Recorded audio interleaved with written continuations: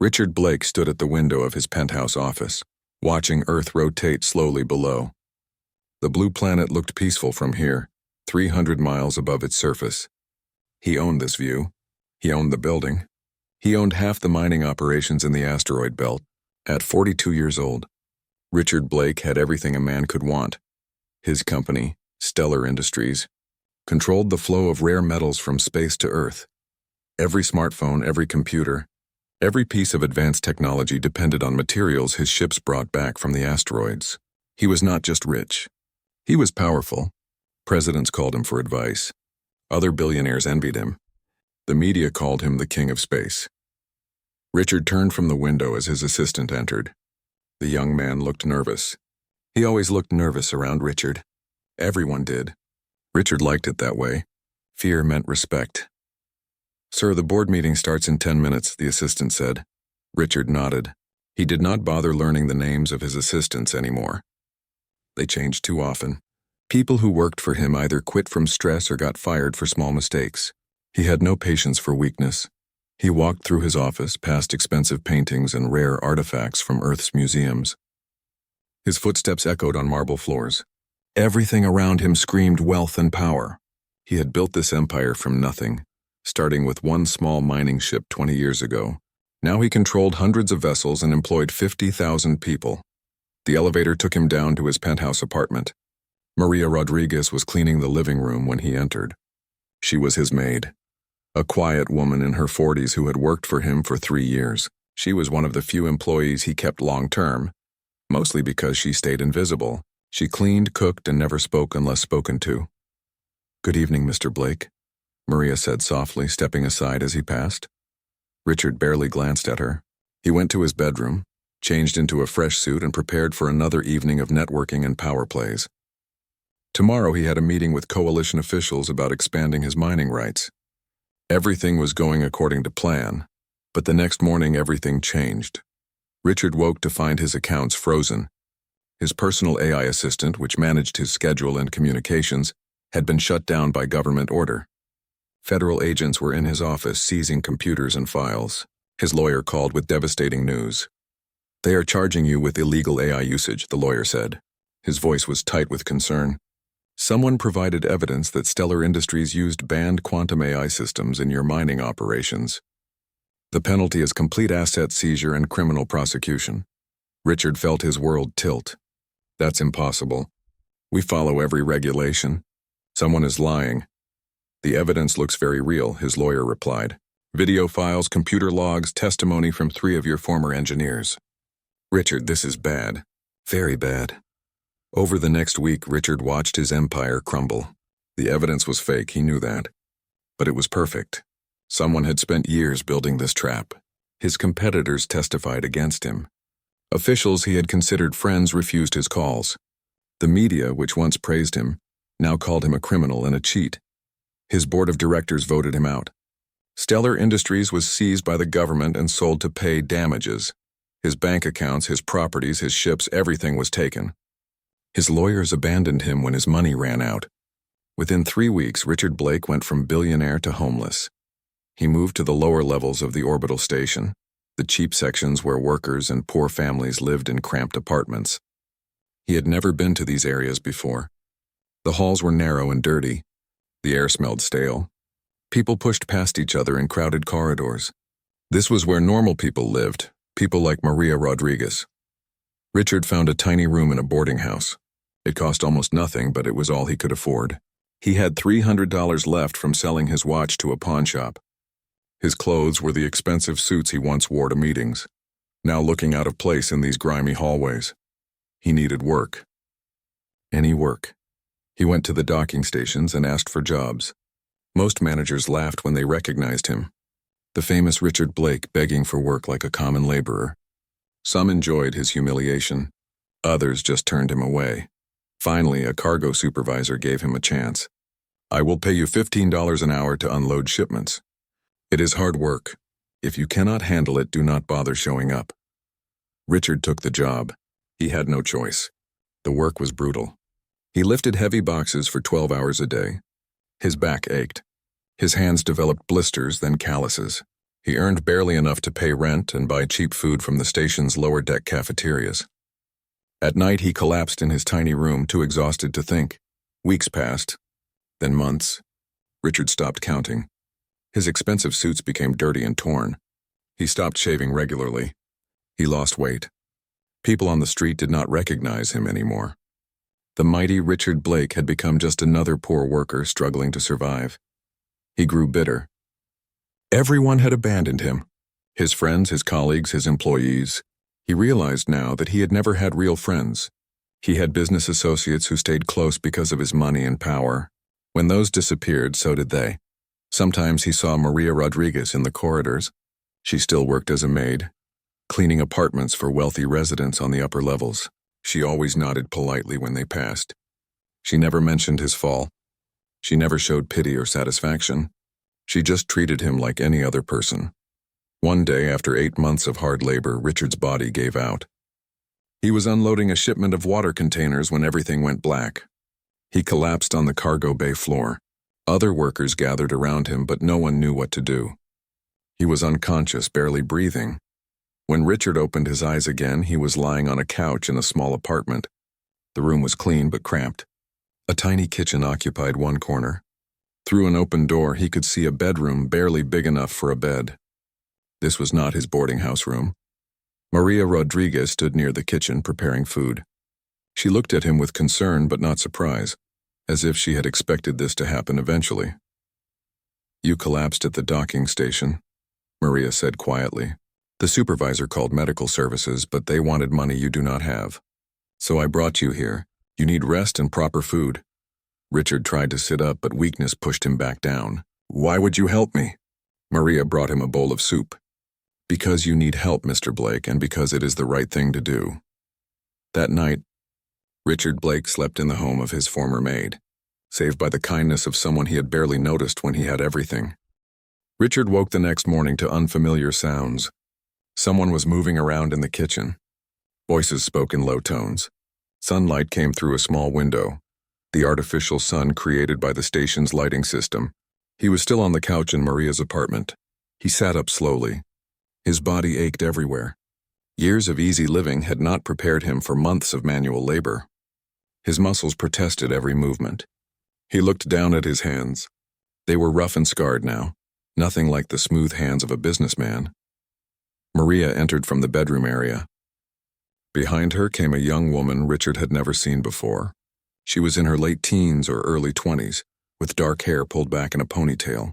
She wore a student uniform from one of the station's technical schools. She looked at Richard with curiosity but no judgment. "This is my daughter, Nina," Maria said. "Nina, this is Mr. Blake. He will stay with us for a few days until he recovers." Nina nodded. "Mom told me what happened." "You can use my bed." "I will sleep on the floor." "No," Richard said quickly. "I cannot take your bed." "The couch is fine." Nina shrugged. "The couch is too short for you. You will not heal properly if you cannot stretch out. Do not argue. Mom already decided." Richard wanted to protest, but he was too weak. He watched as Nina gathered her school materials and prepared to leave. She moved with quick efficiency, like someone used to living in a small space where every movement had to count. "I have classes until evening," Nina said. "There is food in the refrigerator." Mom left instructions. "Rest today. You look terrible." After Nina left, Maria helped Richard to the bedroom. The room was barely large enough for a single bed and a small dresser.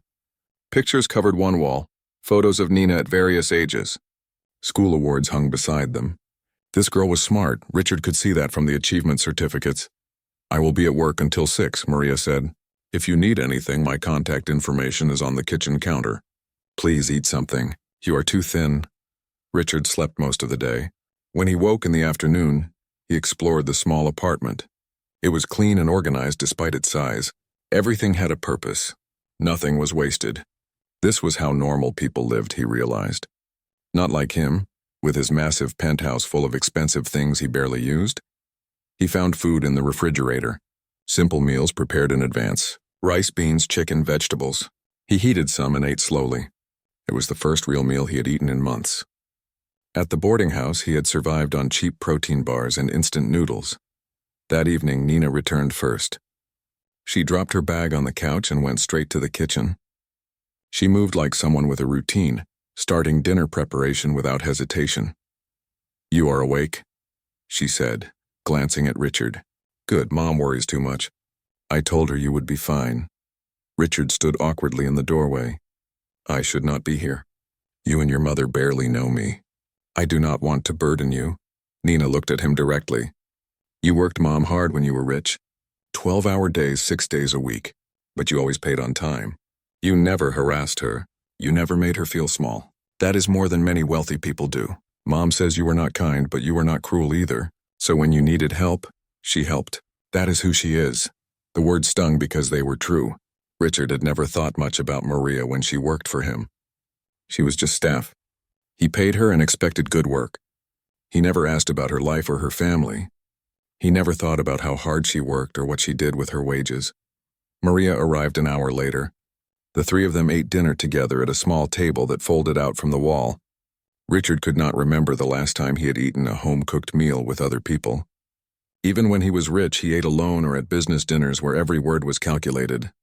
"Thank you," Richard said quietly, "for everything. I will leave tomorrow. I have imposed enough." Maria shook her head. "You will stay until you are healthy. Another week at least. You collapsed from exhaustion and malnutrition. Going back to that boarding house will not help." "I cannot pay you back," Richard said. "I have nothing," Nina spoke up. "Then consider it an investment. Mom thinks you might still have something valuable. Your brain, your experience. Maybe someday that will be useful." Richard looked at the young woman with surprise. She spoke like a business person, thinking about value and return on investment. Where had she learned that? Over the next few days, Richard slowly recovered. He ate regular meals.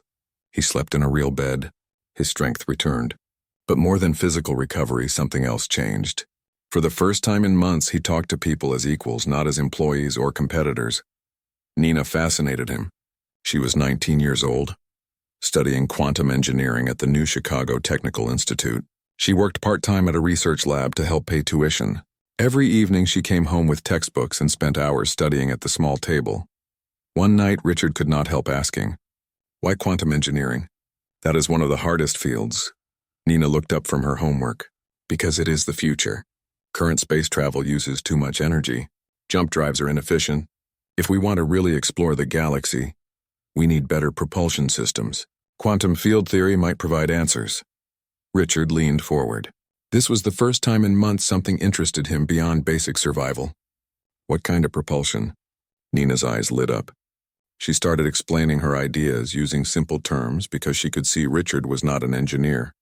She talked about faster-than-light travel, about creating stable quantum bubbles, about the theoretical mathematics that made it possible. "But it is all theory," Nina said finally, her excitement fading. "My professors say the implementation is impossible. We would need materials that do not exist, energy sources we do not have, and manufacturing precision beyond current capabilities." "Your professors are wrong," Richard said. The words came out before he thought about them. "The materials exist. I mined them. Rare isotopes from deep space asteroids. Most mining companies ignore them because they are not commercially valuable. But I saw reports about them. Strange properties. Unusual quantum characteristics." Nina stared at him.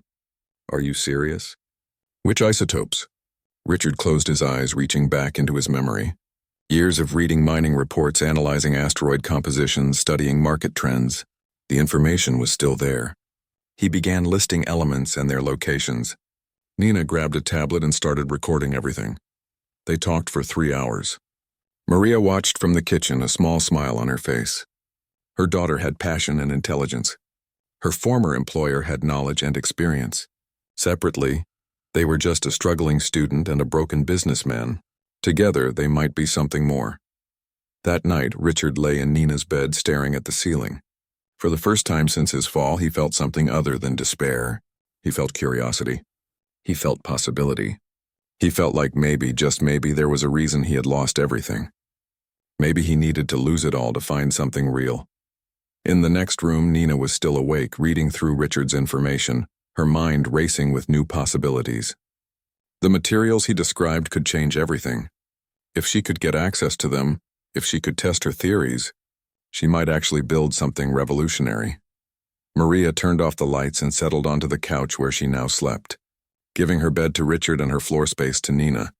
She was tired from another long day of work, but she was content. She had always believed that helping others was never wasted. Sometimes kindness created opportunities that money never could. Nina could not sleep. She lay on her blankets on the floor, her mind spinning with possibilities.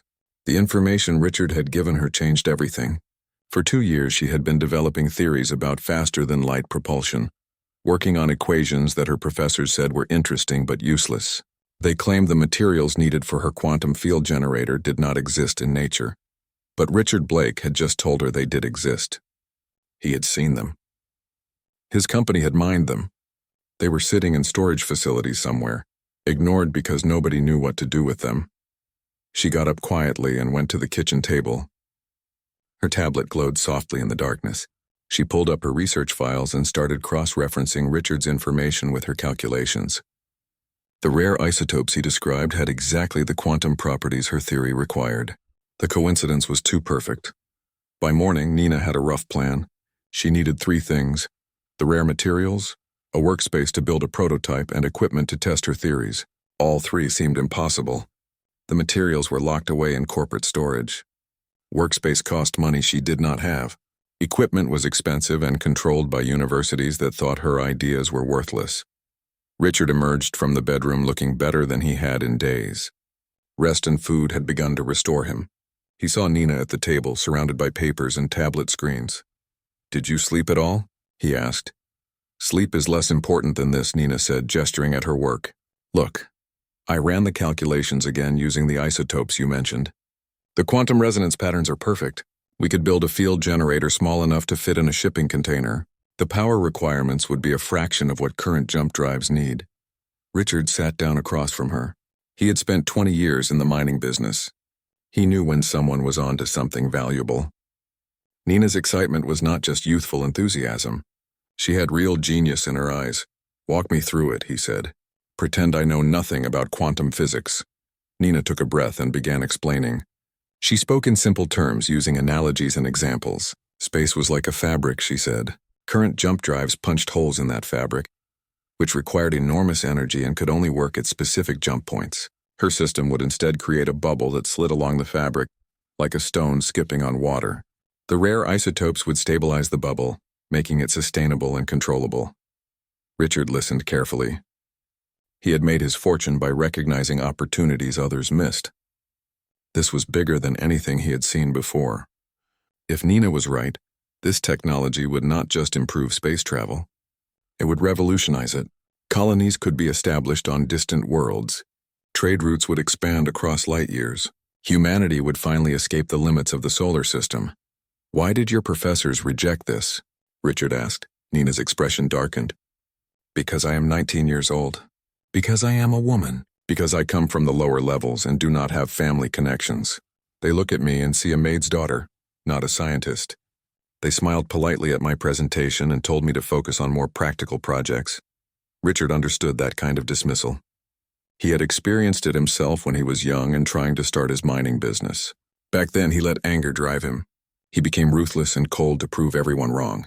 He did not want Nina to make the same mistake. "Then we prove them wrong," Richard said. "But we do it smart. Your professors control access to university resources. Fighting them directly will not work. We need to go around them." Over breakfast, they began planning. Maria listened while preparing for work. She had raised Nina alone after Nina's father died when Nina was 5. She had worked multiple jobs to pay for Nina's education. She understood sacrifice and long-term thinking. "The materials are in storage," Richard said. "I know which facilities. Some were controlled by Stellar Industries before the government seized my company. But they are not valuable to anyone else, so they are probably still sitting there, forgotten." "Can we buy them?" Nina asked. Richard shook his head. "Even if we had money, purchasing them would attract attention. My enemies still monitor anything connected to my old business. If they see someone buying materials I once stockpiled, they will investigate." "We need to be invisible, so we steal them?" Nina said, half joking. "We borrow them," Richard corrected. "I still have contacts, people who worked for me and do not believe the charges against me. Some of them have access to storage facilities. If we are careful, we can acquire small amounts without anyone noticing. Maria spoke up. This sounds dangerous. If you are caught, you will go to prison. Nina, you could lose your scholarship. Richard met her eyes. You are right. This is risky. Nina should not be involved. I can do this alone. No, Nina said firmly. This is my project, my theory. I am not sitting on the sidelines while someone else does the dangerous work. We do this together or not at all. Maria looked at her daughter. Nina had her father's determination. Once Nina decided something, arguing was useless. Maria sighed. Then we do it carefully. No rushing. No unnecessary risks. And if it becomes too dangerous, we stop, agreed? They both nodded. Over the next week, Richard made careful contact with 3 former employees. He met them in quiet corners of the station, in maintenance corridors and cargo bays where surveillance was minimal. He explained what he needed. He did not tell them about Nina's project. He just said he was trying to rebuild his life and needed these materials for a private venture. 2 of the 3 refused. They were scared of losing their jobs. But the third, a warehouse supervisor named Charlie, agreed to help. Charlie had worked for Stellar Industries for 15 years. He knew Richard had been framed. He believed Richard deserved a second chance. I can get you small quantities, Charlie said. Nothing that will show up on inventory reports. But you have to pick them up personally. I cannot risk shipping records, Richard agreed. Over the next month, he made 6 trips to different storage facilities across the station. Each time, Charlie had a small package waiting. Rare isotopes, quantum-stable alloys, exotic materials that most people would not recognize. Richard brought them back to Maria's apartment and hid them in a storage locker he rented using a false name. Nina continued her studies while preparing for the next phase. She needed workspace and equipment. The apartment was too small and too visible. They needed somewhere private where they could work without questions. Richard found the answer in the station's industrial sector. An old storage facility sat abandoned, once used by a shipping company that went bankrupt. The space was empty, scheduled for demolition eventually, but forgotten in the station's massive bureaucracy. Richard used his last money to bribe a maintenance worker for access codes. The facility was perfect. It had power connections, ventilation, and enough space to set up a basic lab. It was also far from residential areas, meaning fewer people would notice their activity. Nina visited the space and immediately began planning the layout. She sketched designs for equipment they could build from commercial parts. She calculated power requirements and cooling needs. Her engineering training was paying off. We can do this, she said, looking around the empty facility. It will take months, maybe a year. But we can actually build a working prototype here. Richard felt something he had not felt in a long time. Hope. Real hope. Not the desperate kind he had clung to after his fall. Nina's vision was clear and achievable. They had materials, space, and knowledge.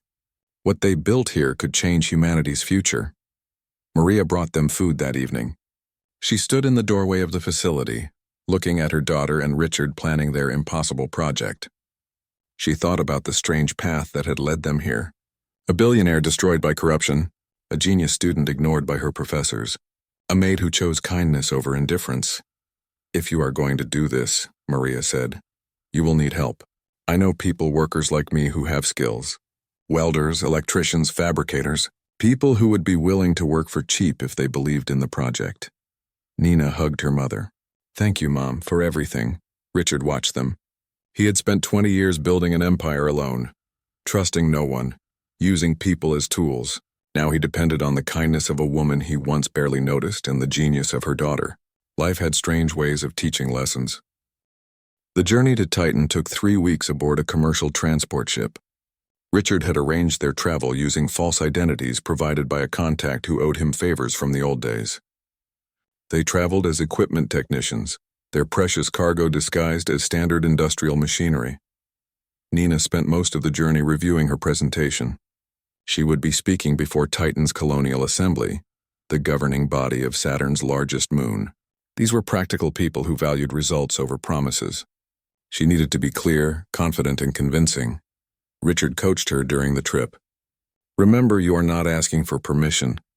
You are offering them an opportunity. They need you more than you need them. If they cannot see the value, we go elsewhere. But what if nobody believes me? Nina asked.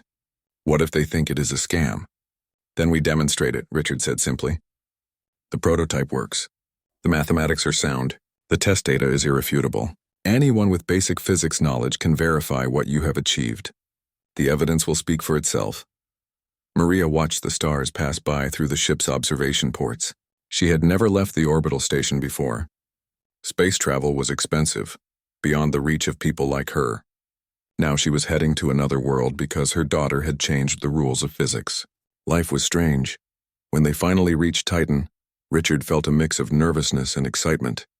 He had visited the colony once before years ago, evaluating it as a potential mining hub. Back then he had dismissed it as insignificant, too small to matter in his grand plans. Now he was depending on this place to protect everything that mattered. Titan colony lived under massive domes that protected inhabitants from the moon's harsh atmosphere. Inside the domes, nearly 200,000 people had built a functioning society mostly independent from Earth. They mined Titan's hydrocarbons, manufactured advanced materials, and maintained a growing agricultural system. The colony had its own identity, its own culture, and growing resentment toward Earth's economic control. Richard's contact met them at the arrival terminal. His name was Danny, a logistics coordinator who had once worked for Stellar Industries. He greeted Richard warmly. No judgment about the fall from grace. "Your message said you had something important," Danny said. "I convinced Assembly Member Kate Williams to meet with you. She is sympathetic to colonial independence. If anyone will listen, it is her." They met Kate Williams in a quiet office away from the main government complex. She was in her 50s, weathered by years of frontier life with sharp eyes that missed nothing. She had been one of the first colonists on Titan, back when it was just a research outpost. "I remember you," Kate said to Richard. "You visited 8 years ago. You said Titan was not worth investing in because the profit margins were too small. Now you come back asking for help. Why should I listen?" Richard appreciated her directness. "Because I was wrong about everything that matters. I measured worth in profit and missed what was really valuable. This young woman," he gestured to Nina, "has developed technology that will change human space travel forever. But if we go to Earth with it, powerful people will steal it and use it to strengthen their control. We came to Titan because your colony has the most to gain from true technological independence." Kate looked skeptical. "What kind of technology?" Nina stepped forward and began her presentation. She spoke clearly and simply, explaining the quantum field drive without excessive jargon. She showed the mathematics. She played video of their successful tests. She laid out exactly what the technology could do and how it worked. Kate Williams listened intently. She had an engineering background from her days as a construction supervisor. She understood enough physics to follow Nina's explanation. When Nina finished, Kate sat quietly for a long moment. "If this is real," Kate said slowly, "you are offering us the keys to the galaxy. Travel times reduced by factors of hundreds. Energy costs a fraction of current systems.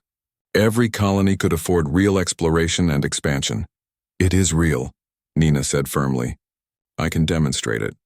I can teach your engineers how to build it. I will share everything freely." "Why?" Kate asked suspiciously.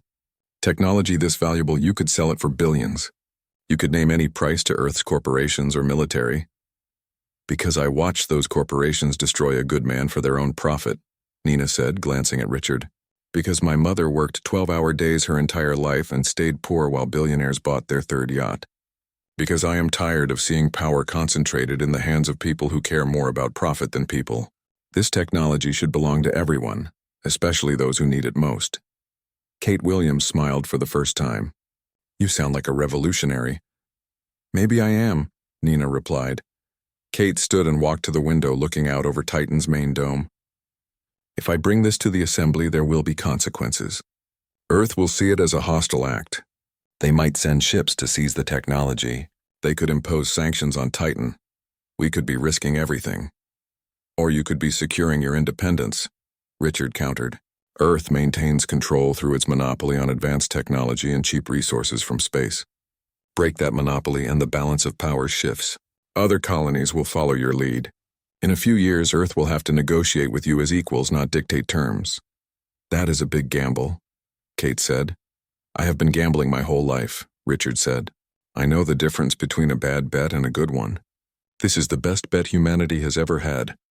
Kate turned back to them. Give me 3 days to arrange a full assembly meeting. Bring your prototype.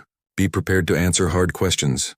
If the assembly votes to support you, Titan will give you everything you need. Facilities, resources, protection. But if they vote against you, you are on your own. The 3 days passed slowly. Richard used the time to contact other allies, spreading word through the colonial network about what was coming. He planted seeds of information, ensuring that even if Titan rejected them, others would know the technology existed. Nina prepared for every possible question the assembly might ask. Maria explored the colony, talking to workers and common people. She wanted to understand what life was like here, whether these people would value what Nina was offering. When the assembly meeting day arrived, the main chamber was packed. Word had spread that something important was happening. Nearly 50 assembly members were present, representing different districts and interests on Titan. Observers filled the gallery, including engineers, scientists, and curious citizens. Nina stood before them, Richard beside her, and explained everything again. This time she went deeper into the technical details for those who wanted them. She answered questions about feasibility, safety, and practical implementation. She spoke for nearly 2 hours, her voice never wavering. Then came the demonstration. They set up the prototype in an adjacent hangar bay, with assembly members and observers watching. Nina activated the quantum field generator. The test probe vanished into its quantum bubble. Sensors recorded the impossible readings. 10 minutes later, the probe reappeared, undamaged and carrying data that proved the system worked exactly as Nina claimed. The chamber erupted in argument. Some assembly members were excited, seeing the enormous opportunity. Others were scared of Earth's potential response. A few were suspicious, wondering if this was some kind of elaborate trap. Assembly member Kate Williams called for order. We have seen the proof. The technology is real. The question is whether we have the courage to support it. Yes, Earth will be angry. Yes, there will be risks. But when has Titan ever progressed by playing it safe? We came here to build something new, something better than what we left behind. This is our chance to help all of humanity, not just ourselves. The debate continued for hours. Richard watched nervously. Everything depended on this vote. If Titan rejected them, they would have to try Mars or Europa or one of the belt settlements. But Titan was their best chance. It had the resources and infrastructure to protect and develop the technology quickly. Finally, Kate Williams called for a vote. The assembly would decide whether to officially sponsor Nina's project, providing protection and resources in exchange for full technical documentation that Titan could share with other independent colonies. The vote was close. 28 in favor, 20 in opposition, 2 abstentions. Kate Williams smiled. The motion passes. Titan Colony officially sponsors the Rodriguez Quantum Drive project. Nina Rodriguez, you and your team now have the full support and protection of this colony. The gallery erupted in cheers. Maria hugged her daughter tightly. Richard felt relief wash over him. They had done it. The technology would not be hidden or stolen. It would be developed openly and shared freely. But Richard knew this was just the beginning. Earth would respond, and that response would not be gentle. They had just started a revolution, and revolutions were never easy. Over the next few weeks, Titan provided them with everything promised. A state-of-the-art research facility, a team of the colony's best engineers, funding for materials and equipment, security to protect against sabotage or theft. Nina worked with Titan's engineers to scale up the prototype. They designed larger field generators that could move actual spacecraft. They solved problems of field stability at bigger scales. They developed manufacturing. 2 years passed quickly. In that time, humanity changed in ways that would have seemed impossible when Richard Blake first collapsed in that cargo bay, broken and defeated. The quantum drive went from theoretical breakthrough to practical reality, transforming human space travel and opening paths to the stars that had existed only in dreams. Nina Rodriguez stood in the main hangar of the Rodriguez Institute for Advanced Propulsion, watching engineers perform final checks on the colony ship Pathfinder. The ship was enormous, capable of carrying 10,000 colonists to a planet orbiting Alpha Centauri, a journey that would take just 3 weeks with the quantum drive instead of the centuries required by conventional propulsion. At 21, Nina had become the most celebrated scientist of her generation. Her face appeared on screens across human space. Universities that once rejected her now begged her to teach. Corporations offered billions for exclusive rights to her future research. She had turned them all down. Instead, she built the institute with help from the Colonial Alliance. It was not a typical research facility focused on profit. The Rodriguez Institute was a cooperative where scientists shared knowledge freely, where innovations were published openly, where the goal was advancing humanity rather than enriching investors. Richard approached her carrying 2 cups of coffee. At 44, he looked healthier than he had during his billionaire days. Physical labor and genuine purpose had replaced the stress and corruption that once defined his life. His hair was graying now, and his hands showed the calluses of someone who still helped with equipment installation when needed. "Nervous?" Richard asked, handing Nina her coffee. "Terrified," Nina admitted. 10,000 people are trusting their lives to my technology. What if something goes wrong? We have run hundreds of test flights, Richard reminded her. The quantum drive has proven completely reliable. You have done everything possible to ensure safety. I know, Nina said, but knowing something rationally and feeling confident are different things. Richard understood. Despite all her success, Nina remained humble and cautious. She never let a claim go to her head. She remembered where she came from, and that kept her grounded. Maria joined them, walking slowly. She had retired from cleaning work the previous year after Nina insisted she stop. Maria now served on the Institute's ethics board, ensuring that research remained focused on benefiting people rather than generating profit. Her years of experience watching wealthy people prioritize money over humanity made her the perfect person for that role.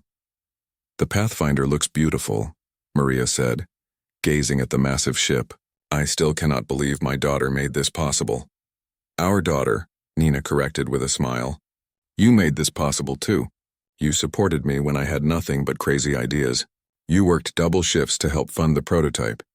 This achievement belongs to you as much as anyone. Families were gathering in the observation gallery, people preparing to board the Pathfinder for humanity's first journey to another star system. They came from all across human space, Earth, Mars, Titan, Europa, the Belt settlements. They represented every background, every culture, united by the desire to build something new on a distant world. Among the colonists were Carlos, Lisa, and Peter, the workers who had helped build the first prototype in that abandoned facility. They had been offered positions at the new colony, helping establish infrastructure and train the next generation. They had accepted immediately, eager for the adventure. Kate Williams was also going. At 58, she had decided that pioneering a new world was more appealing than politics on Titan. She would serve as the colony's initial administrator, helping establish government structures that avoided the mistakes of Earth's system. Richard had been offered a place on the Pathfinder as well. The colonists wanted his business expertise to help develop economic systems, but he had declined. His journey was different now. I am staying here, Richard had told Nina when the offer came. Earth needs people who understand both sides, who can help bridge the gap between the planet and the colonies. I spent 20 years taking from people. I want to spend the next 20 giving back. Nina had understood. Richard had found his new purpose, advocating for fair treatment of colonies, ensuring that Earth's government honored the treaties, preventing corporations from exploiting workers the way they once exploited him. He testified before coalition committees, advised colonial governments, and helped small settlements navigate complex regulations. The legal resolution of Richard's original case had come 18 months ago. An independent investigation exposed the conspiracy that destroyed him. The evidence that convicted him was proven fake. Officials who participated in the frame-up faced criminal charges. Stellar Industries collapsed when its corruption became public. Richard was offered compensation, billions of dollars in damages for what was done to him. He accepted just enough to live comfortably and donated the rest to educational programs for lower-level workers. He had no interest in being a billionaire again. That life had been hollow. Victor Hayes, the rival who orchestrated Richard's destruction, fled Earth when charges were filed. Last anyone heard, he was hiding in an unregulated belt settlement, his wealth frozen and his reputation destroyed. Richard felt no satisfaction in Victor's fall. Revenge was empty. Building something better mattered more. Now, watching the Pathfinder prepare for launch, Richard reflected on how much had changed. A year and a half ago, he had been nobody. Surviving on $15 an hour, sleeping on a maid's couch, Maria and Nina had saved him not just physically but spiritually. They taught him what really mattered. The launch ceremony began. Titan's governor gave a speech about human courage and exploration. Nina spoke briefly, keeping her words simple and heartfelt. She thanked everyone who had believed in her vision when others dismissed it. She expressed hope that the Pathfinder was just the first of many ships that would carry humanity to the stars. When Nina finished speaking, she looked at Richard and Maria. I want to recognize two people who made this possible in ways most people do not know. My mother, Maria Rodriguez, who raised me to believe I could achieve anything despite our circumstances, and Richard Blake, who lost everything but found something more valuable in helping others. Richard felt embarrassed by the attention, but he accepted the recognition with grace. He had learned that accepting kindness was as important as showing it. The colonists began boarding. Families carried their possessions, excitement and nervousness mixing on their faces. They were leaving behind everything familiar to build new lives on a world humanity had never touched. It was the ultimate adventure, the greatest risk, and they were taking it because Nina's technology made it possible. 3 hours later, the Pathfinder detached from the dock. Its conventional engines moved it away from Titan, out into open space where the quantum drive could activate safely. Thousands of people watched from observation ports and screens, witnesses to history. Nina held her breath as the ship's drive powered up. Even though she had absolute confidence in the technology, watching it happen on this scale was different. This was not a test probe in a warehouse. This was 10,000 human lives depending on her mathematics being correct. The Pathfinder shimmered, space around it distorting as the quantum field formed. Then in an instant the ship vanished. It had not moved in the traditional sense. It had entered a quantum bubble where distances meant something different, where the laws of physics bent in ways that made faster-than-light travel possible. The observation deck erupted in cheers. Nina felt tears running down her face. Maria hugged her tightly. Richard put a hand on Nina's shoulder, feeling pride so deep it hurt. You did it, Richard said quietly. You changed everything. We did it, Nina corrected. All of us together. She was right, Richard knew. This achievement belonged to everyone who had contributed. The workers who fabricated parts. The engineers who solved technical problems. The politicians who protected them from Earth's aggression. The colonists who trusted their lives to new technology. And yes, to Nina, whose genius and determination had sparked it all. Over the next few days, humanity held its breath. The Pathfinder was scheduled to arrive at Alpha Centauri in 22 days.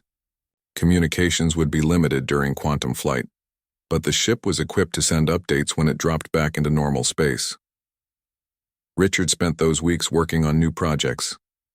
He had established a foundation that provided business training to workers from the lower levels, teaching them the skills they needed to start their own enterprises. He also advised the coalition on labor reforms, pushing for better wages and working conditions throughout human space.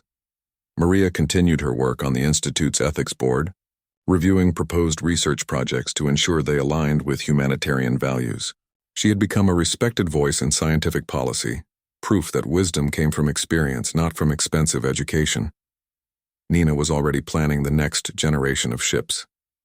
The Pathfinder was just the beginning. She envisioned a fleet of colony vessels, exploration ships and cargo transports, all using quantum drives. Within a decade, humanity could have settlements on dozens of worlds. 22 days after launch, the signal came.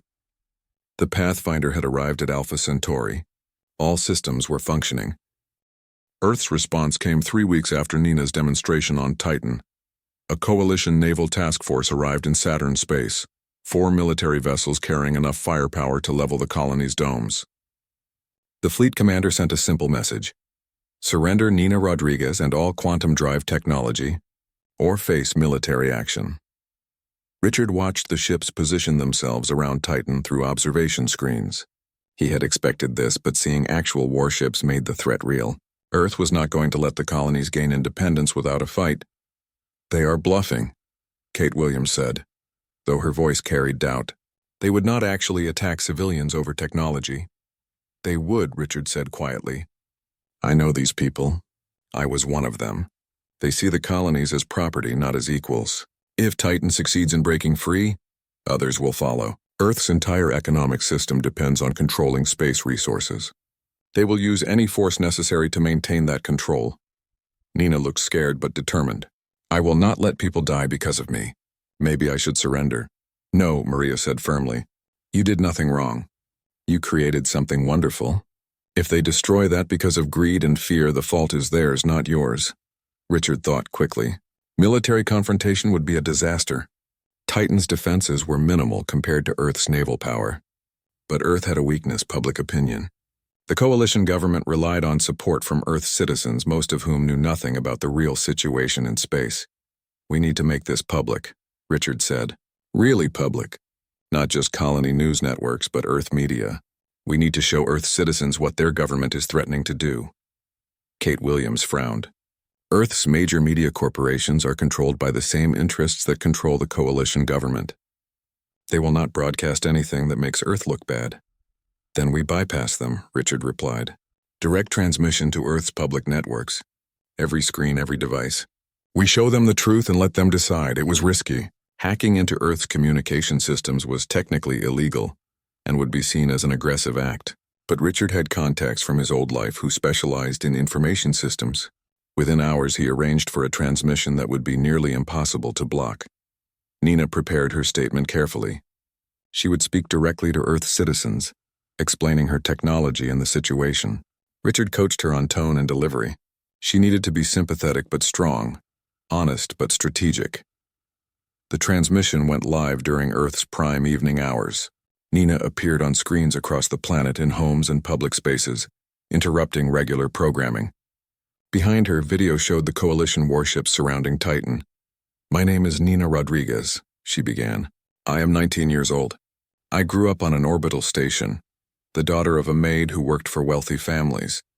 I studied engineering because I dreamed of helping humanity explore the stars.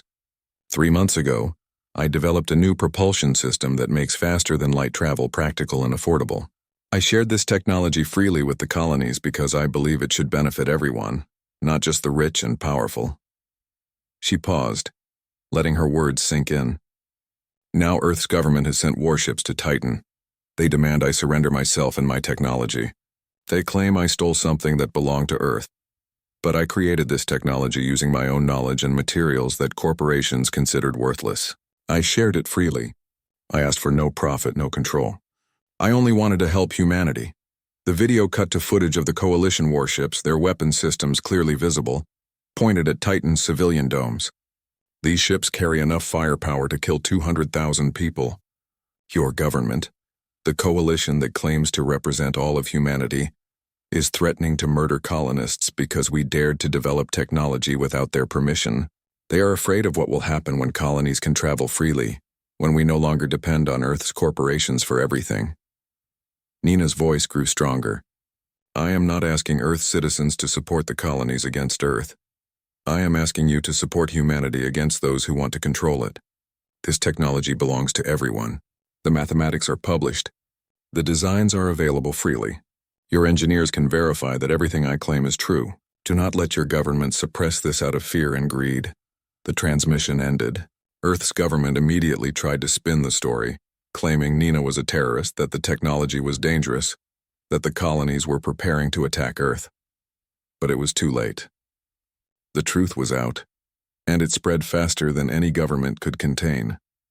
Scientists on Earth analyzed Nina's published papers and confirmed her work was legitimate and revolutionary. Engineers recognized the implications immediately. Public opinion shifted rapidly.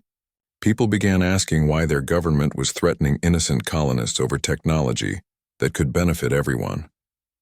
Protests erupted in major Earth cities. University students and scientists held demonstrations supporting Nina. Labor unions questioned why Earth's government protected corporate interests over technological progress. The coalition found itself facing public backlash it had not anticipated. On Titan, the situation remained tense. The warships did not withdraw, but they also did not attack. The fleet commander was waiting for orders that were not coming, because Earth's government could not decide how to handle the public relations disaster. Then the situation became more complicated. Mars announced it had successfully built and tested its own quantum drive based on Nina's designs. Europa Station followed 2 days later. Belt settlements began construction on their own drives. The technology was spreading too fast to stop. Richard met with Kate Williams and other assembly members to plan their next move. Earth is paralyzed right now, he said. They cannot attack without looking like villains, but they will not back down completely. They need to save face. We should offer them a way out. What kind of way out? Kate asked. A treaty, Richard proposed. Official recognition of colonial independence in exchange for technology sharing agreements. Earth gets access to the quantum drive for civilian and commercial use. The colonies get political autonomy. Everyone benefits. It was a reasonable proposal, but Richard knew Earth's government would resist. They were not used to negotiating with colonies as equals. However, public pressure might force their hand. Meanwhile, Richard's past returned to haunt him in an unexpected way. Stellar Industries, the company that had been seized from him, was now controlled by a corporate coalition led by his old rival, Victor Hayes. Victor saw an opportunity in the chaos. He claimed that since Nina's research used materials originally mined by Stellar Industries, the company owned partial rights to her technology. The legal argument was absurd, but it gained traction with Earth's government. They saw it as a way to maintain some control over the situation. If a corporation owned rights to the quantum drive, Earth could regulate its use through corporate law. Nina was devastated when she heard about the legal challenge. They are going to steal it anyway. They will tie it up in courts for years while they figure out how to control it. Richard felt old anger rising. This was exactly how powerful people operated. When they could not win through honest means, they used legal manipulation. But he was not the same man who had been destroyed by these tactics a year ago. He had learned new strategies from his time with Nina and the colony workers. We fight back with truth, Richard said. I still have records from my time at Stellar Industries. Financial documents, communications, everything. Those records prove the materials Nina used were considered worthless waste. Stellar Industries paid to dispose of them. They cannot claim ownership of something they threw away. Richard released the documents publicly, showing that Stellar Industries had spent years trying to get rid of the rare isotopes Nina used. The materials were considered contamination, reducing the value of more profitable ores. The company had actually lost money storing them. The legal case collapsed immediately. Stellar Industries had no claim to technology built from materials they considered garbage. Victor Hayes tried to pivot to other arguments, but the damage was done. His attempt to steal Nina's work had been exposed as pure greed. The public backlash on Earth intensified. People were tired of watching corporations manipulate legal systems for profit. Nina became a symbol of something larger, a representation of ordinary people doing extraordinary things despite the obstacles placed by the powerful. Earth's coalition government finally agreed to negotiations. They sent diplomatic representatives to Titan, authorized to discuss formal recognition of colonial rights. The talks were tense and difficult, but progress was made. Richard participated as an advisor to the colonial delegation. He knew how Earth's negotiators thought, what they would accept and what they would fight for. His knowledge proved valuable in finding compromise positions. After 3 weeks of negotiations, a framework emerged. The coalition would recognize limited colonial autonomy in exchange for commercial access to the quantum drive. Colonies would have the right to self-governance but remain part of the broader human alliance. Technology developed in space would be shared, but colonies would receive fair compensation for their innovations. It was not perfect, but it was a start. The test was scheduled for midnight when the station's industrial sector was quietest.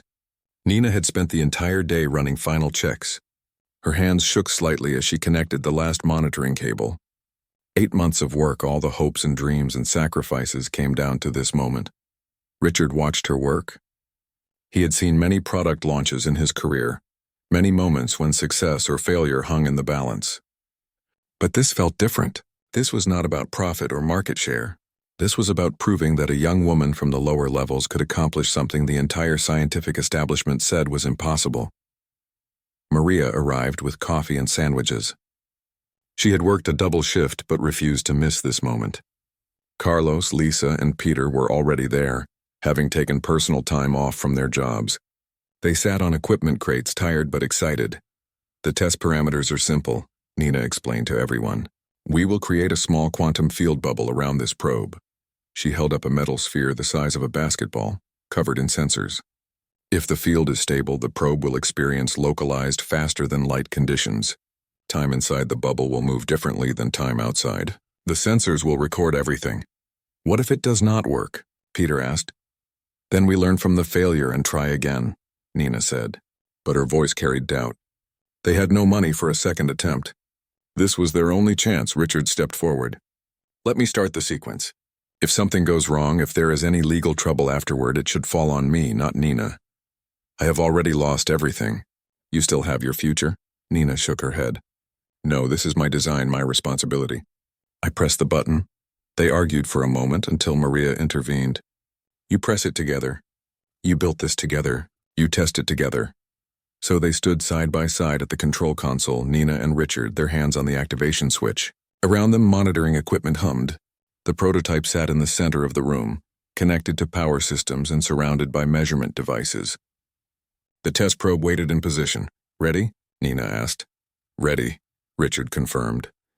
They pushed the switch together. For 3 seconds, nothing happened. Then the prototype began to hum, a deep sound that resonated in their bones. The quantum field generator activated, its exotic materials organizing space-time around them. Lights flickered. The air seemed to shimmer. The test probe vanished, not disappeared. Vanished. It was still physically present in the same location, but it existed in a different state, surrounded by a quantum bubble that separated it from normal space-time. The monitoring equipment went wild, sensors recording impossible readings. Nina stared at the displays, her mind racing through the data. It is working. The field is stable. The probe is experiencing time dilation. Wait, no, not just dilation. The calculations were conservative. This is better than I predicted. Richard looked at the numbers. Even with his limited physics knowledge, he could see they had achieved something extraordinary. The power consumption was half of Nina's estimates. The field stability was far higher than expected. The quantum bubble was not just stable, it was perfect. They ran the test for 10 minutes, monitoring every parameter. The field never wavered. The probe's sensors showed it was experiencing time at a different rate than the surrounding space. When Nina finally shut down the system, the probe reappeared exactly where it had been, completely undamaged. The room was silent for a moment. Then Peter started laughing. Carlos joined him. Lisa was crying. Maria hugged her daughter tightly. Richard felt something break inside him, a dam of emotion he had been holding back for months. They had done it. A group of underdogs and outcasts had achieved what universities and corporations with unlimited resources said was impossible. Nina Rodriguez, a 19-year-old student from the lower levels, had just revolutionized physics. We need to test it again, Nina said, her voice shaking. One success could be luck. We need consistent results. They ran 6 more tests that night, each one successful. The quantum field generator worked perfectly every time. The data was undeniable. Nina's theory was not just correct, it was elegant and practical. With the right materials and proper scaling, this technology could enable true faster-than-light travel.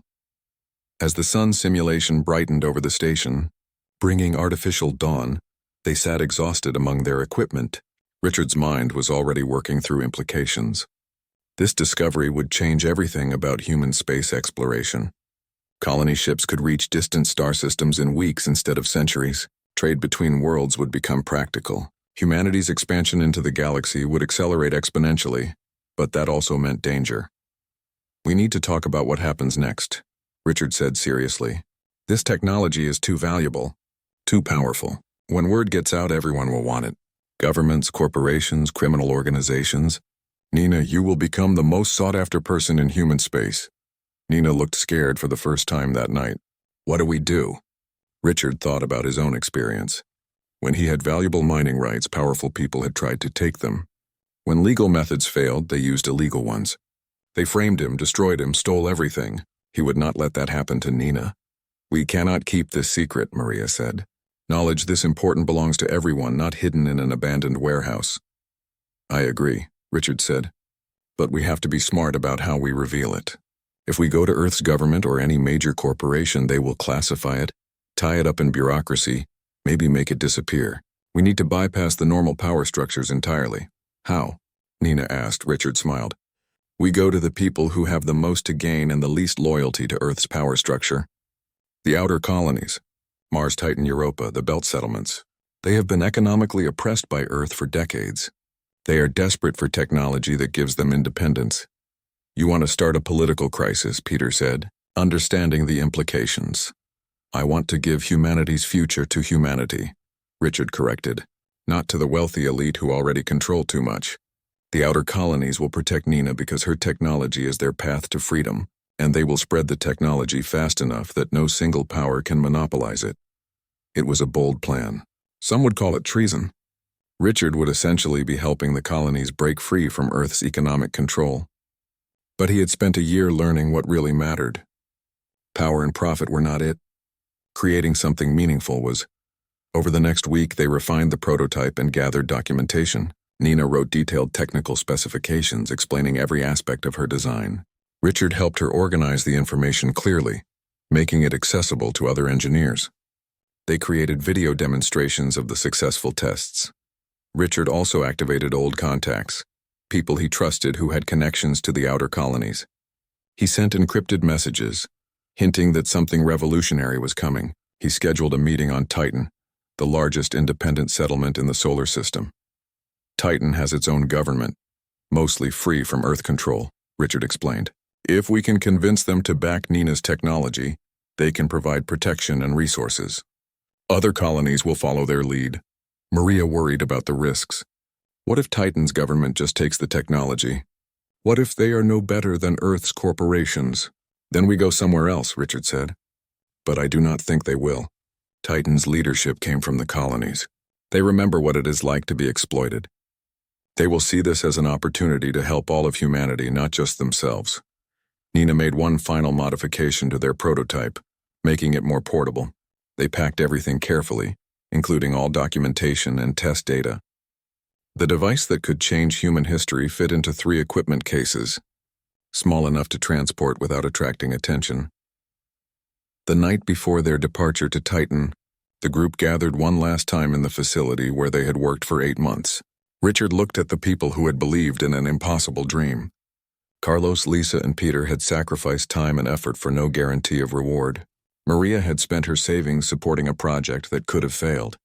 Nina had risked her education and her future.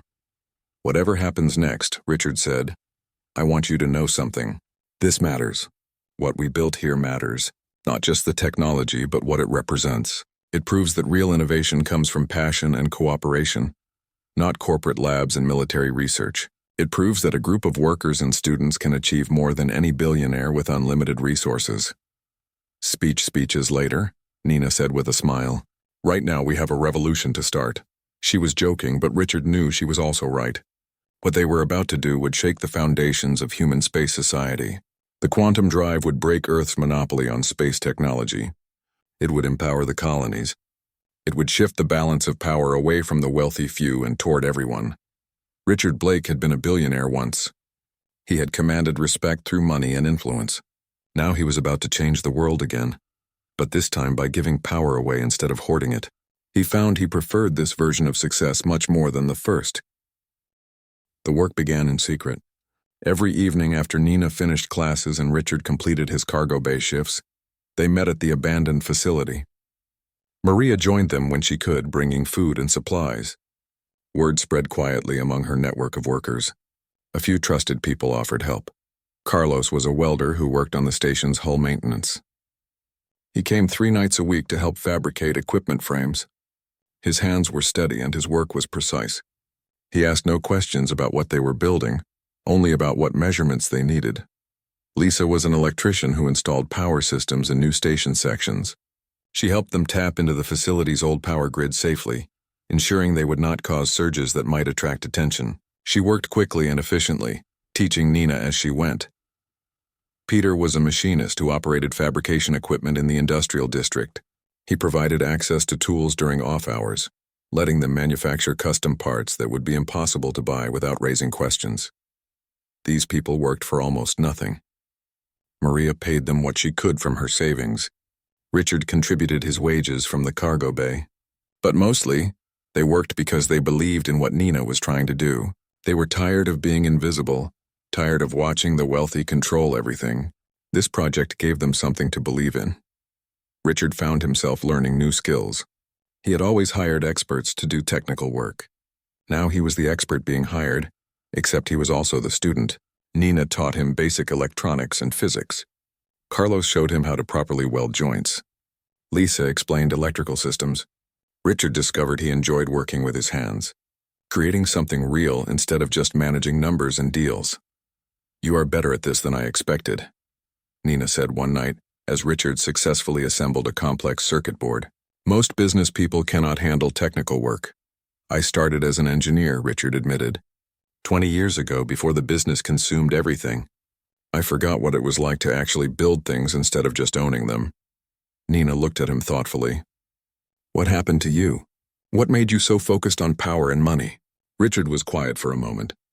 No one had asked him that in years. "I was poor once like you. I built my first mining ship from salvaged parts. I worked 20-hour days. When I finally succeeded, I promised myself I would never be powerless again. But somewhere along the way, having enough became needing more. More money, more control, more respect. I forgot why I started. And now?" Nina asked. "Now I remember," Richard said simply. "This, what we are doing here, this matters more than anything I built before." The prototype took shape slowly.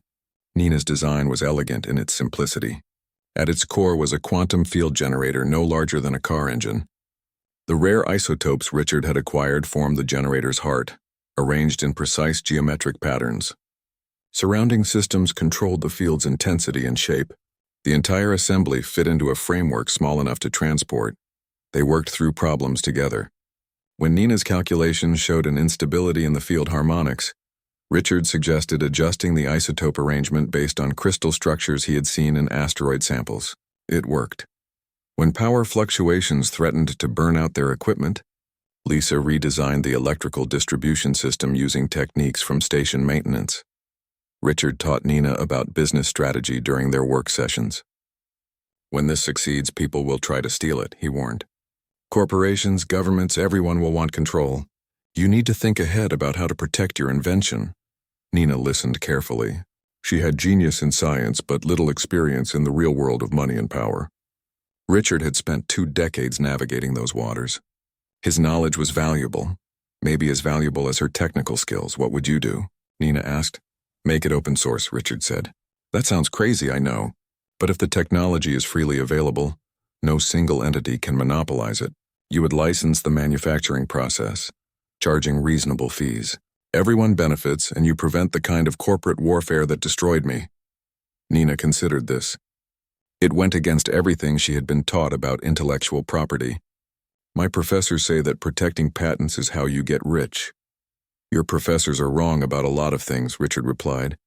"Getting rich is easy if you are willing to be ruthless. Creating something that actually helps humanity is harder. You have to decide what matters more." Maria watched these conversations with satisfaction. Richard was changing. The arrogance that once defined him was fading.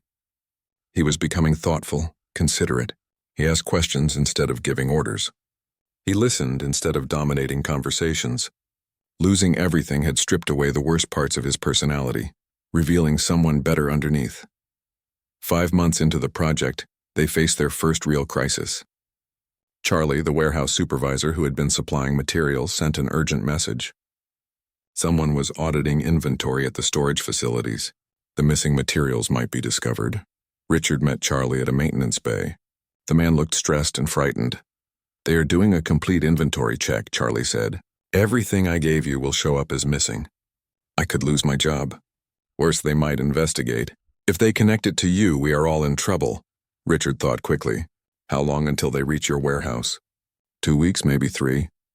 "Then we need to return everything," Richard said. "Can you accept a shipment without documentation?" Charlie nodded. "If it arrives during night shift, I can receive it quietly. But you would lose all your materials." "We have already used most of them," Richard said. "What is left we can return. It is better than you getting caught." Richard returned to the facility and explained the situation to Nina and Maria. Nina was devastated. They needed those remaining materials to complete the prototype. Without them, months of work would be wasted. "We find another way," Maria said firmly. "We do not let Charlie suffer for helping us." "We are not those kind of people," Richard agreed. They spent 2 days carefully packing the unused materials, disguising them as regular industrial supplies. Richard delivered them to Charlie during night shift. The materials went back into inventory. The audit would find everything in order, but now they had a new problem. The prototype was 80% complete. The final components required materials they no longer had access to. Buying them commercially would cost thousands of dollars, money they did not have. Nina refused to give up. She spent days redesigning the final components, finding ways to use more common materials. The changes were not ideal, but they might work. Richard helped her analyze each modification, using his knowledge of material properties to suggest alternatives. "We are close," Nina said one night, staring at their prototype. "So close. If we can just finish this, we can test it. We can prove it works." Richard looked at the device they had built. It was beautiful in a strange way. All precise angles and carefully arranged components. Months of work had gone into every part. Maria's savings had funded it. Nina's genius had designed it. The labor of good people had constructed it. This was not just a machine. It was hope made physical. "We will finish it," Richard promised. "Whatever it takes." The breakthrough came from an unexpected source.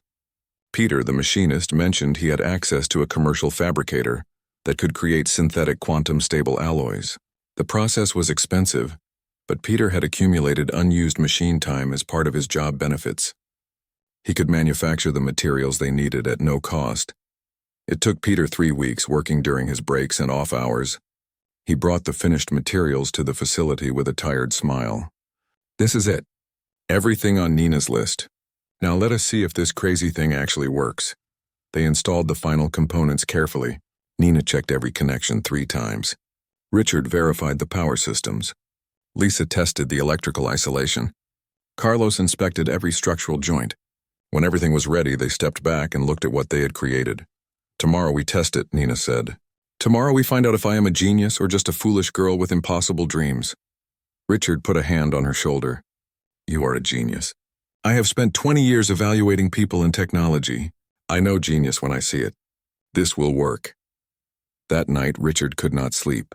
He thought about the strange journey that had brought him here. A year ago, he had everything and nothing. Now he had nothing and everything. He had lost his empire but found purpose. He had been destroyed but was being rebuilt. And tomorrow maybe they would change the world.